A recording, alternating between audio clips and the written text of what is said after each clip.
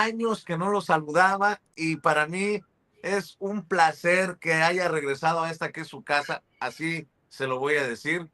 El querido Abraham Mendieta. Te abrazo a la distancia, Abraham. El español más mexicano y más Con honesto. permiso de Rocío Dúrcal. ¿Cómo estás, Abraham? Muy bien, querido Vicente, y me da mucho gusto verte tan bien, verte tan repuesto. Me habían comentado que la semana pasada tuviste algún percance, ¿no? Pues un susto, dije, ¿dónde me embaracé?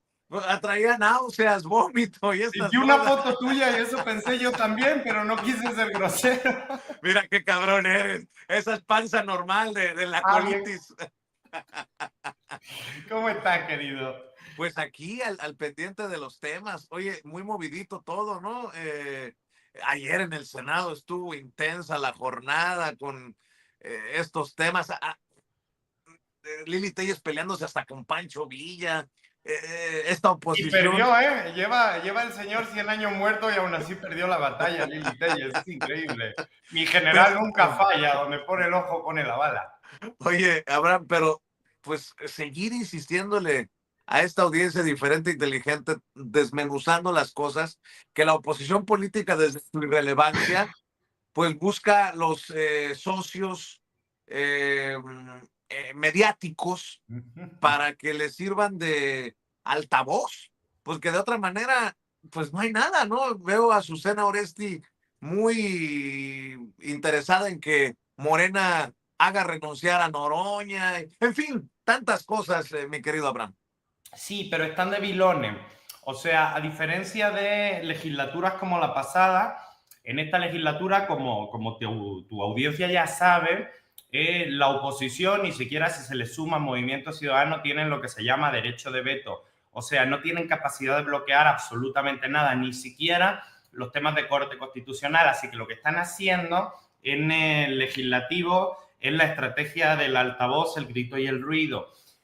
La legislatura pasada, de 2008 a 2024, el PRIAN tenía capacidad de detener algunas leyes, sobre todo las que eran reformas constitucionales. Hoy, ni aunque se pongan toditos de acuerdo, tienen ningún tipo de capacidad política. Por eso le apuestan a la estrategia del ruido en todos los contextos. Reitero, ayer lo que hubo principalmente en el legislativo fue una sesión solemne por el Día contra la Violencia a las Mujeres, y aún así la oposición aprovechó para gritar, para insultar, para pelearse con Pancho Villa, y aún así salieron perdiendo. Mi general les volvió a ganar como siempre. O sea, buscan cualquier pretexto, haya lo que haya en la conversación pública, para profundizar esta estrategia fallida por el momento en México del golpe blando. Están jugando a la desestabilización mediática, intentaron jugar a la desestabilización en las calles, les fue mal. Yo decía aquí la semana pasada, Vicente, que la marcha de la mal llamada generación Z, porque no hubo ningún joven en esa marcha, salvo que Vicente Ford nos represente ahora, que fracasó en todos los frentes, ¿no? Fracasó en el frente de capacidad de convocatoria. Hubo solo 17,000 personas, cuando en su mejor momento la Marcha Rosa, que también fue un fracaso, juntó a casi 100,000. Fracasó en el frente de a quienes convocaron. No convocaron a nadie nuevo, era la misma gente que había estado en este tipo de movimientos como Frena, con Gilberto Lozano, que ve a la Raki en Atypical, que está extremadamente radicalizada contra este gobierno, es una minoría muy pequeñita, pero sobre todo fracasaron en el plano de llevar lo político, la incomodidad que tienen con este gobierno, aunque pudiera haber alguna demanda legítima, al plano de la violencia. Eso hace que incluso sus bases sociales se alejen. Tú lo sabes, solo una persona que viene del norte de la República. ¿Qué piensan, Vicente? Haz conmigo este análisis. ¿Tú qué crees que piensan las familias panistas de toda la vida, de Hermosillo, de Chihuahua capital, cuando ven a gente intentando prenderle fuego a la puerta del Palacio Nacional, cuando ven gente agrediendo a los policías, cuando hay 120 heridos y de esos 120, 100 son policías? Yo creo que eso incluso los aleja de su base social conservadora tradicional, ¿no? Yo creo que el PAN, al subirse a este tipo de movimientos, intentar capitalizarlos, intentar dirigirlos, se aleja un poquito de su base social. Forma parte de la nueva estrategia, lo dijo Jorge Romero. Lo único que le falta al PRIAN es recurrir a la violencia. Bueno, lo intentaron y fracasaron. Esta intentona golpista de golpe blando no tiene asidero, no encuentra lugar en la sociedad mexicana. Y la verdad es que tiene asesores muy malos. Si el evasor fiscal consideró que los que tenía ya en México ya no le servían para nada, que sus asesores de México ya estaban bien pendejos, por decirlo de alguna forma, y empezó a traerse gente de distintas partes. Se trajo a Negre, exiliado español en Argentina, después de 1000 condenas y 1000 denuncias por mentir, por infamia, por calumnias. El tipo se refugió con Milei en Argentina y junto a su socio Fernando Cerimedo montaron una cosa horrorosa llamada La Derecha Diario, que también fue bastante poco exitosa en los lugares donde operó.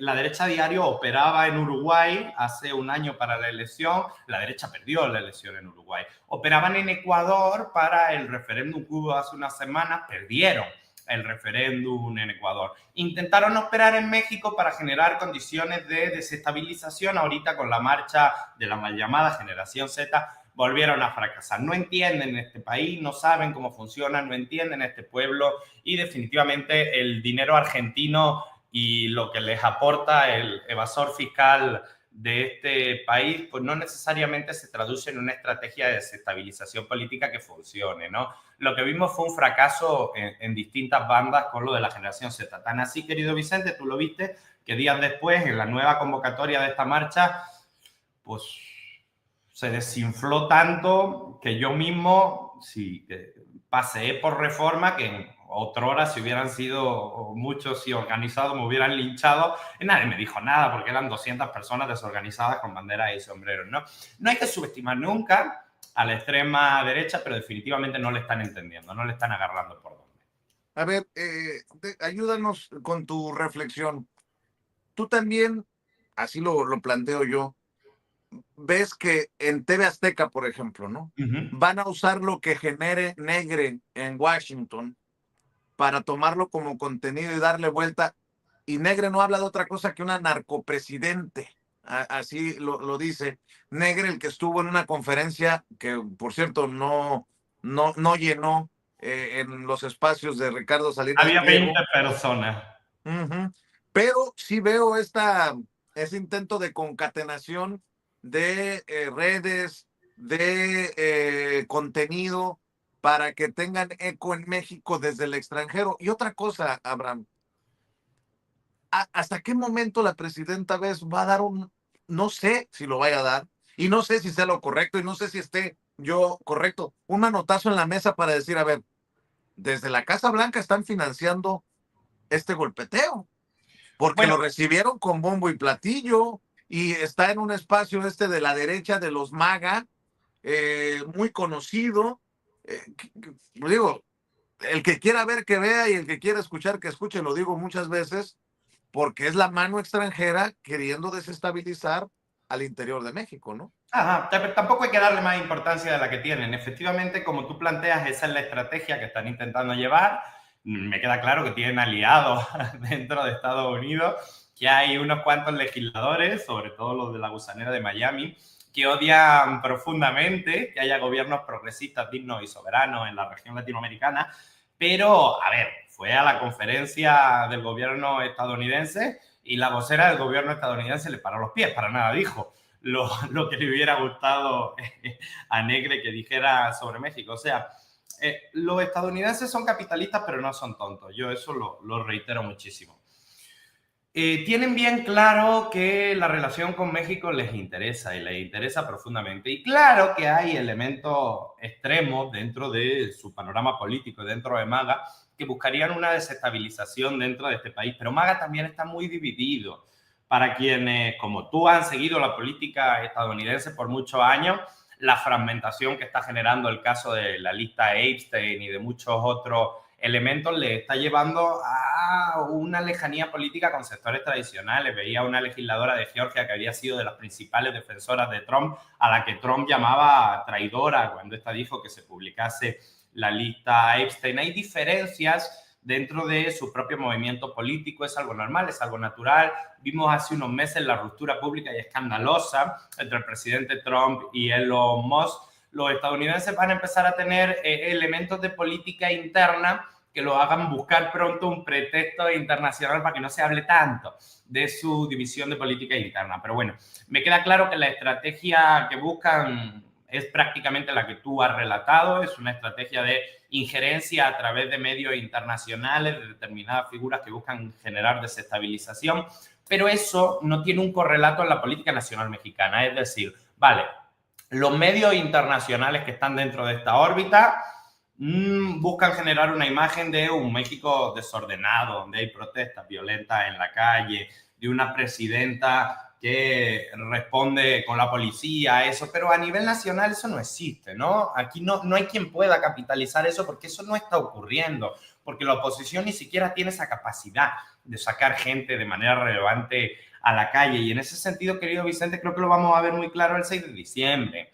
El obradorismo, hoy encabezado, comandado por la presidenta Claudia Sheinbaum, sigue siendo la principal fuerza de movilización popular de todo el continente latinoamericano, ¿no? Vamos a sacar a cientos de miles de personas a las calles de esta capital, de esta Ciudad de México, a defender la revolución pacífica de las conciencias, llegados de todas partes, con el compromiso y el amor por bandera, y no van a poder hacerse ciegos a eso. Si ellos eran 17,000, nosotros no vamos a bajar probablemente de los 300,000, como siempre. Digo nosotros porque yo estaré nuevamente en las calles y animo a todo el mundo a que el 6 de diciembre salga a la calle a defender su revolución pacífica de las conciencias. No lo digas tan fuerte porque luego Negre y otros dicen que te apliquen la Constitución y te expulsen de México. Es muy divertido como extranjeros que ni viven en este país ni lo conocen se escandalizan de que yo no haya nacido en el país. Imagínense, Negre, un español que trabaja en Argentina y ahora intenta cobrar de México diciendo, es que ese tipo es español. No, hombre, cabrón, que te den el Pulitzer. ¿Qué nivel de periodismo de investigación? Sí, la verdad sí, pues en eso Negre lleva razón, debe ser la primera vez que dice algo cierto. Yo no nací en este país, nací en el mismo país que él, nomás, con todo respeto.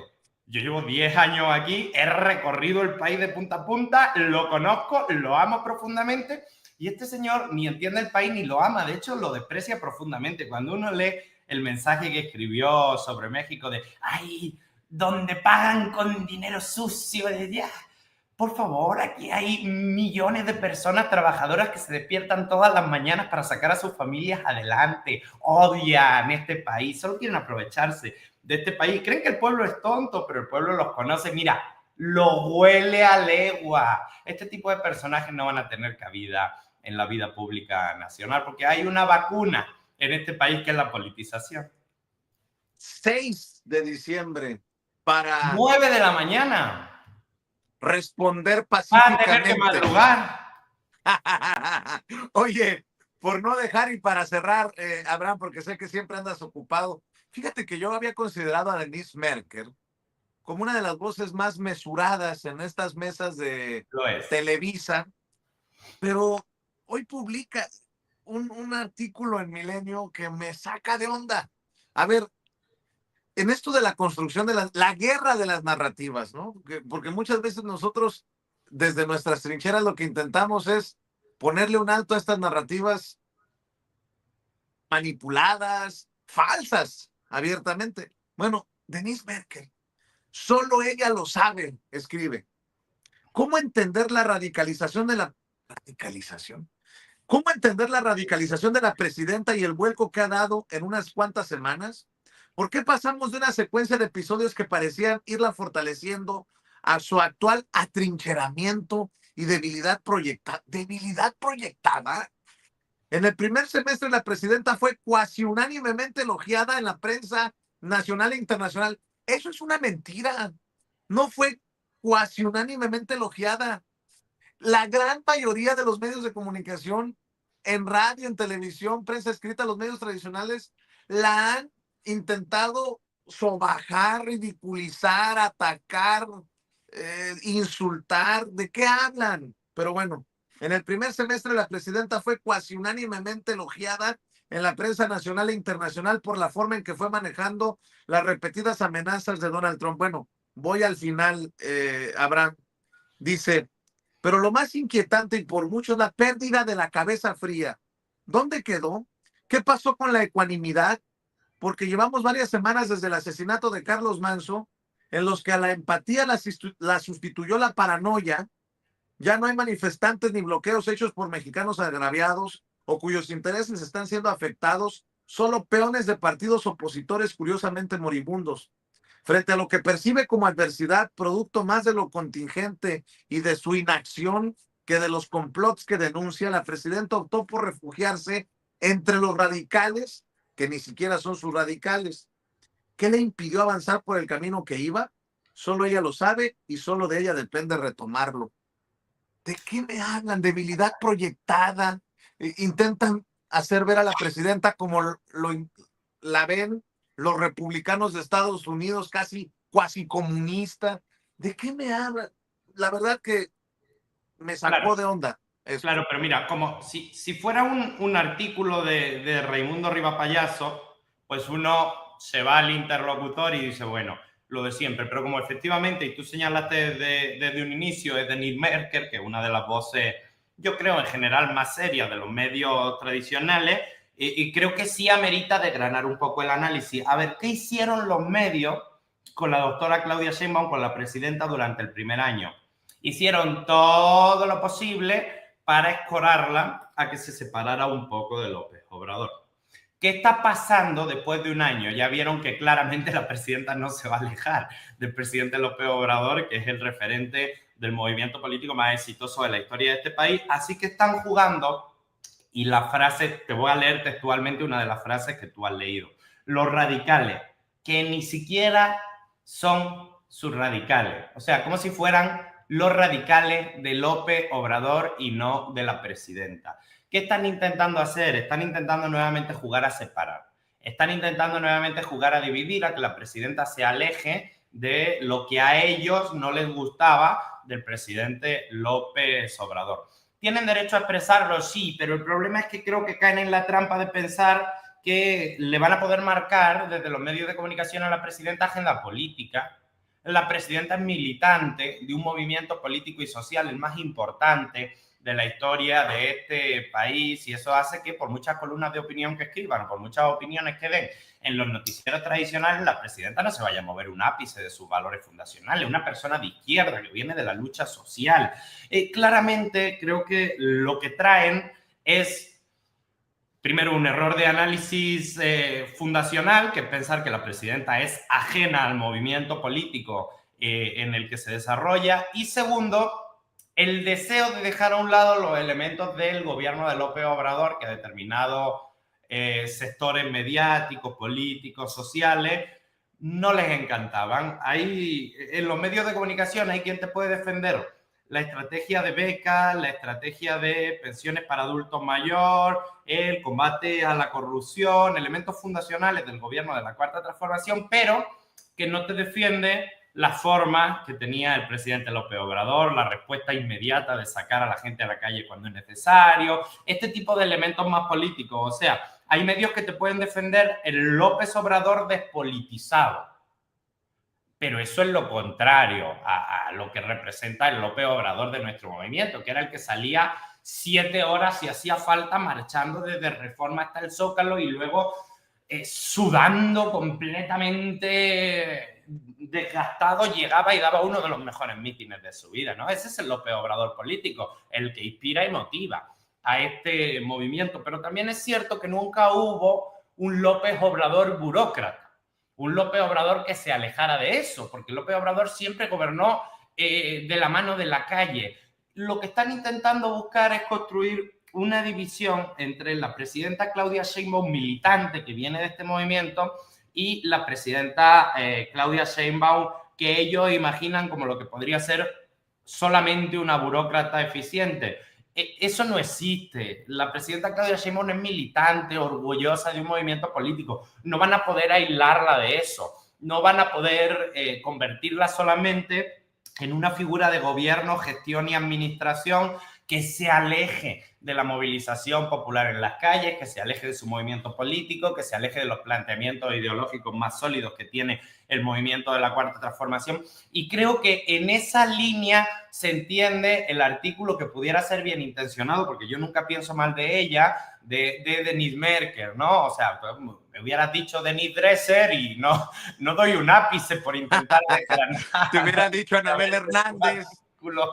Pero bueno, entendiendo que Denise Merker piensa en este plano de, bueno, para determinados sectores de la sociedad que se vale, que existen, preferirían ver en Claudia Sheinbaum solamente a una gestora del Estado mexicano, pero no, es que la doctora Claudia Sheinbaum no es solamente una gestora del Estado mexicano, es también una lideresa política sin precedentes que tiene el apoyo del 75-80% de este país. No van a poder separar a la gobernante eficiente, que sí lo es, de la militante política emanada de un movimiento que también lo es, carajo. Si te parece, la próxima semana, cuando te dé el tiempo, la agenda, mi querido Abraham, hablemos de estrategia, porque hablamos de la estrategia de la derecha, pero ¿y de la izquierda? ¿Se está preparado para el embate? Al menos desde nuestras trincheras de comunicación, Me ya lo me platicaremos. preocupa esa parte. Yo estoy seguro de que electoralmente, sí, está preparada la izquierda para aplastarlos en las urnas, sí. Ahora bien, en términos de comunicación, en términos de debate público, etc., creo que hay que hacer mayores esfuerzos.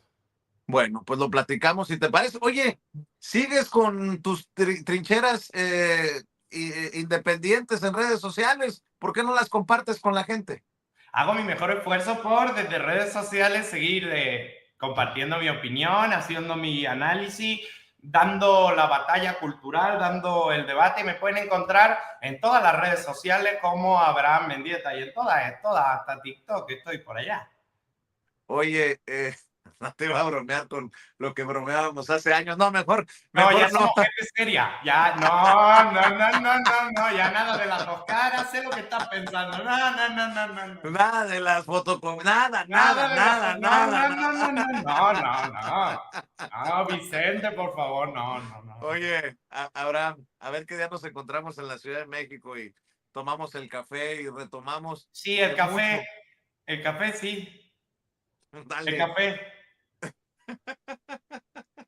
te mando un abrazote, Abraham Mendieta. Te quiero mucho, Vicente, un abrazo a ti y a tu hermosa audiencia. Yo también te quiero mucho, el querido amigo Abraham Mendieta. Todos los miércoles, ya se comprometió a estar todos los miércoles aquí en Sin Censura. Y fíjese